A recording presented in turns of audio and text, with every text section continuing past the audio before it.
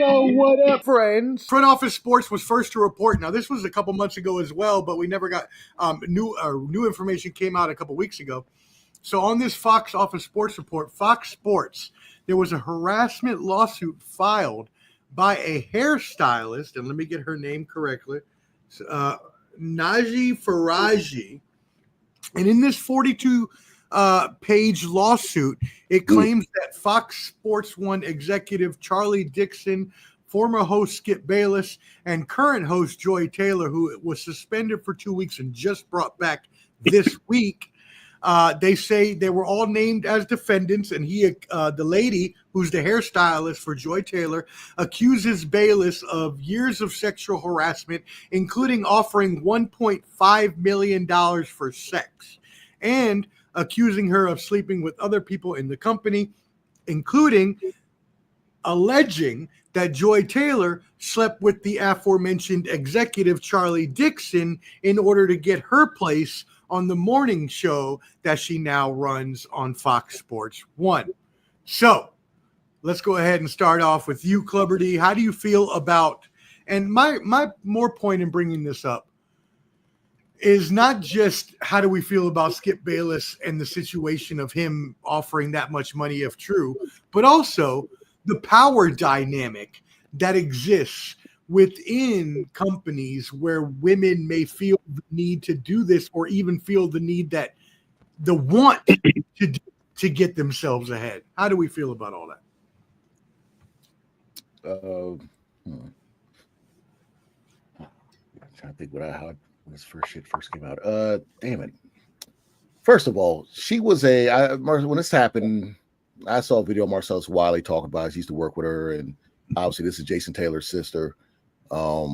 She was a waitress first before she got this job, and she was married to Earl Watson, the basketball player and coach. Yeah, I mean, she got the job because of connections, I believe. We all know what she looks like because they made a gazillion memes on her. She's hot. Let's not. Yeah, she's very beautiful. This type of stuff happens. Oh shit! Not much shit over.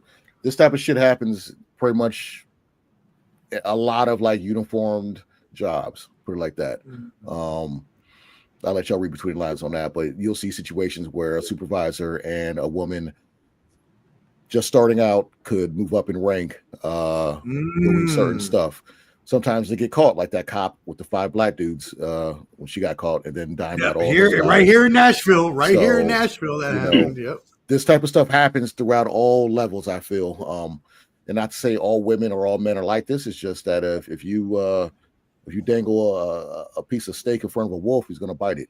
So, but is that steak worth $1.5 million when you have a wife at home? Now, I know your wife at home is older and not as hot as this young, 25-year-old executive. But how much is some pussy worth? Let's be completely honest. I mean, it's as much as how much is the pussy offering. I mean, if you come in and say, "Hey, I'm gonna give you 10,000," I ain't giving this up for no 10,000. Well, someone says 20. The 1.5 is what was funny to me. That means he probably offered one to somebody. Yes, and they either took it or they didn't. And he was like, "Man, you have to go 5 on this." Bump it up, right? Exactly. The higher echelon type hoe right here. He paid 2 for another girl, and he was like, "Man, that wasn't worth it, man. Let me bump this back down a little bit. Let's see what I can get for 1.5." 1.5. You better get a tattoo of me. It's what's crazy is this. The girl, she's already got a professional career. She's a hairstylist. She's made a name for herself. I would say hairstylist for the stars too, for a professional company. And I would say she's probably maybe not making 1.5 million a year. No.